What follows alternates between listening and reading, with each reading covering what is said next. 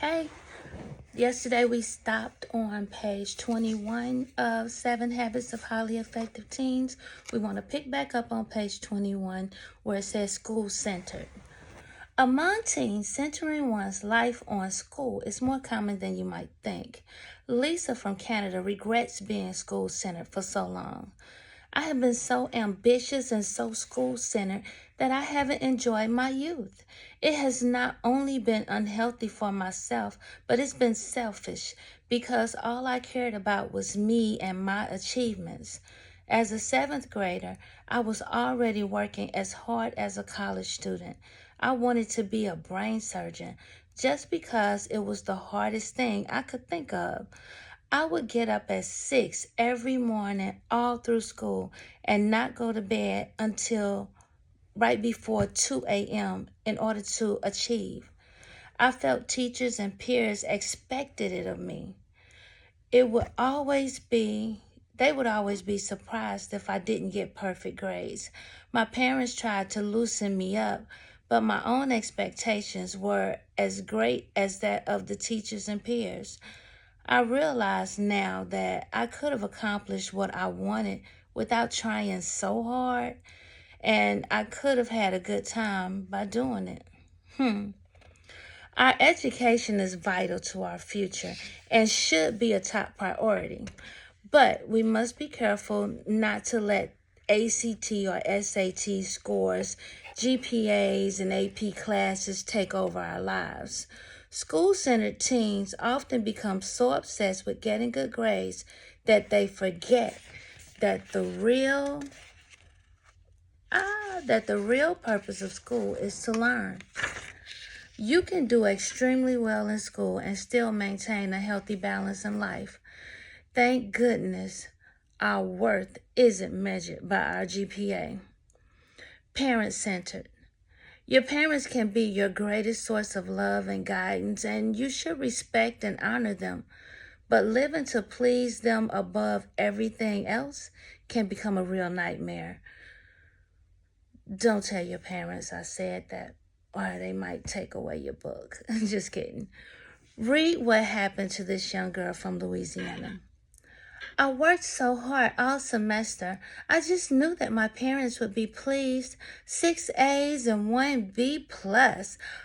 But all I could see in their eyes was disappointment. All they wanted to know was why the B plus wasn't an A. It was all I could do not to cry. What did they want from me? That was my sophomore year of high school, and I spent the next 2 years trying to make my parents proud of me. I played basketball, and I hoped that they would be proud. They never came to see me play. I made the honor roll every semester, but after a while, straight A's were just expected. I was going to go to college to be a teacher, but there was no money in that, and my parents felt that I would be better off studying something else. So I did. Every decision I made was prefaced with the questions, what would mom and dad want me to do? Would they be proud? Would they love me? But no matter what I did, it was never good enough. I had based my whole life on the goals and aspirations my parents thought were good, and it didn't make me happy. I felt out of control. I felt worthless, useless, and unimportant.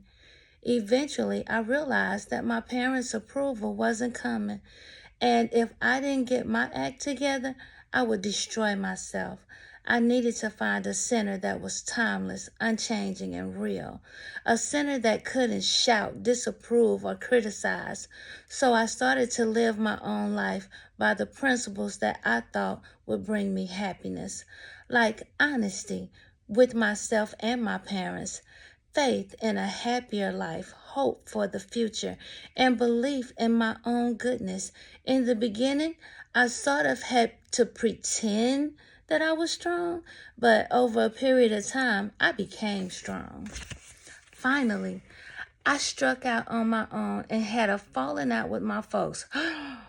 But it made them see me for who I was, and they loved me. They apologized for all the pressure they put on me and expressed their love. I was 18 years old before I ever remember my dad saying, "I love you." But they were the sweetest words I had ever heard and well worth the wait. I still care what my parents think, and I am still influenced by their opinions. But ultimately, I have become responsible for my own life and my actions, and I try to please myself before anybody else.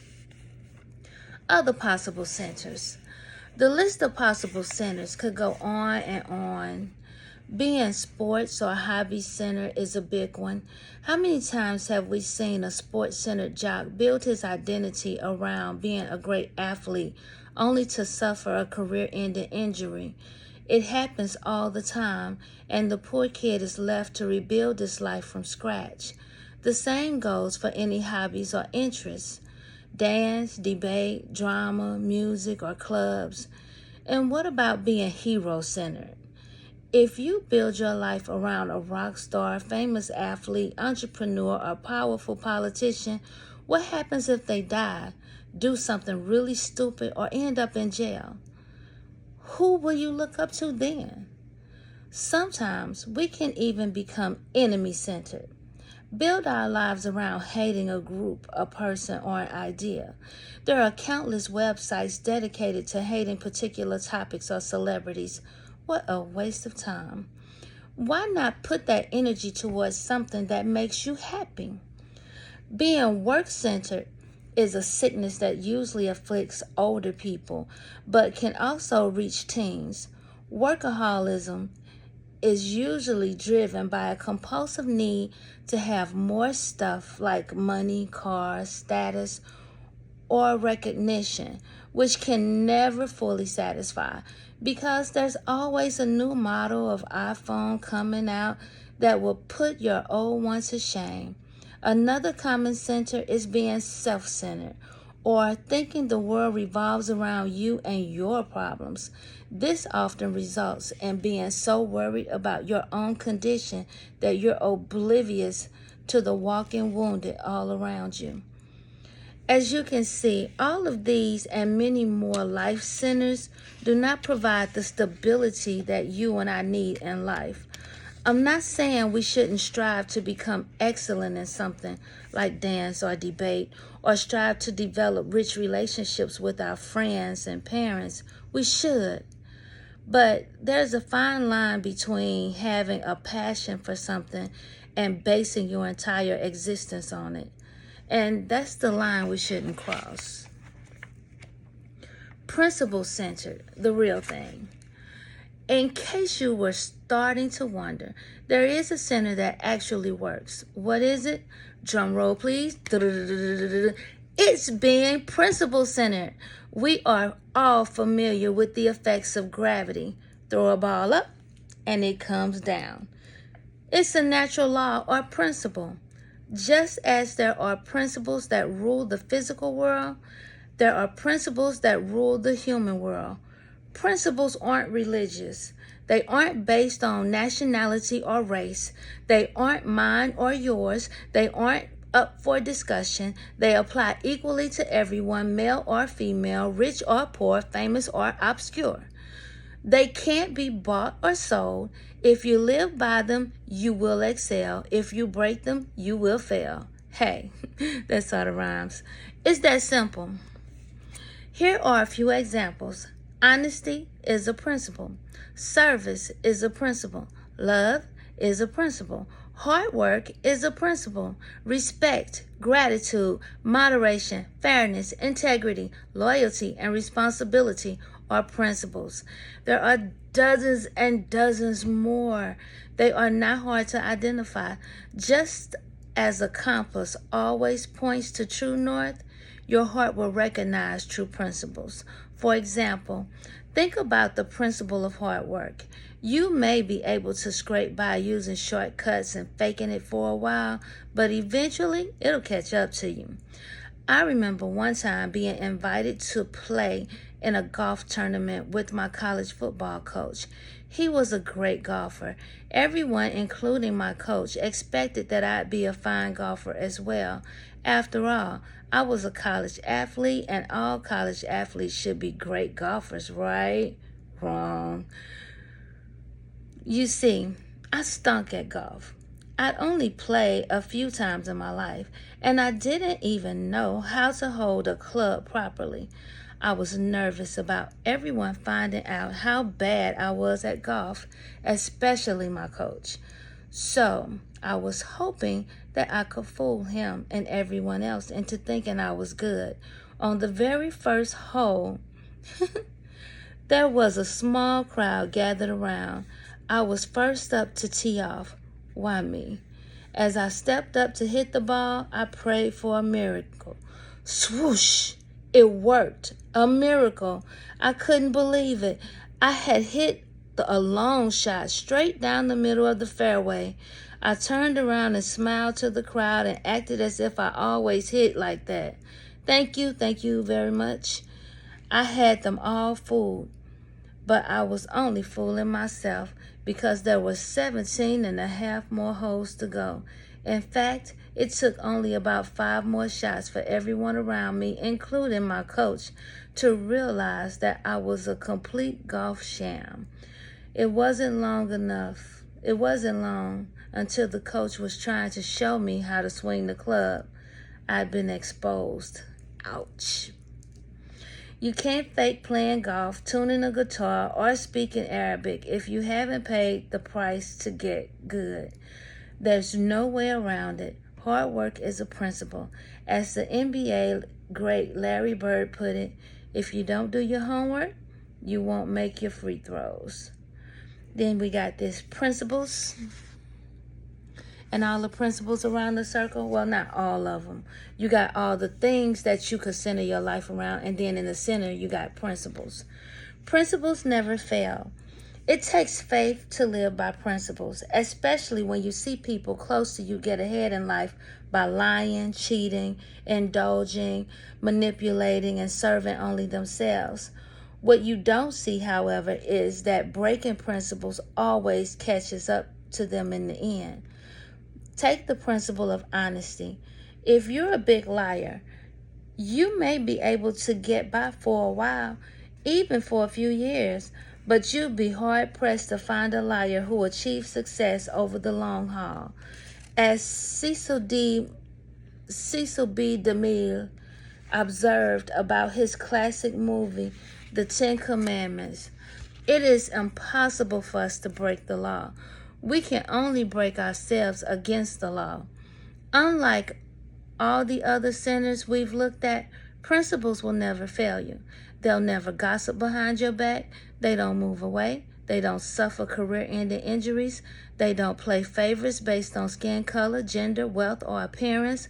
A principle-centered life is simply the most stable, immovable, unshakable foundation you can build upon, and we all need one of those. To grasp why principles always work, just imagine a life based on their opposites.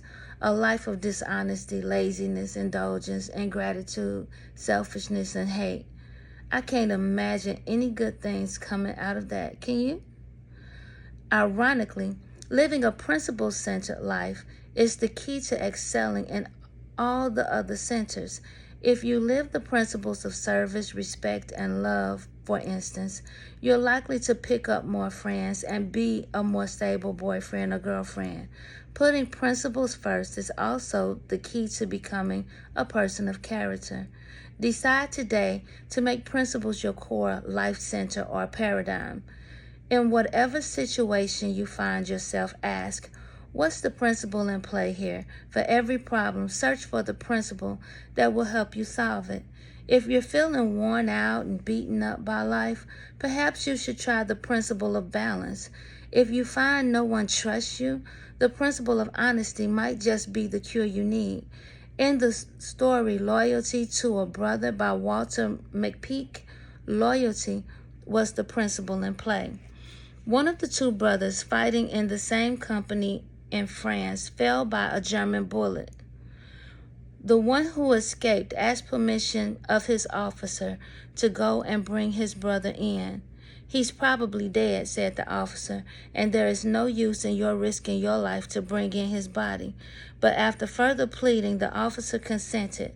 Just as the soldier reached the lines with his brother on his shoulders, the wounded man died.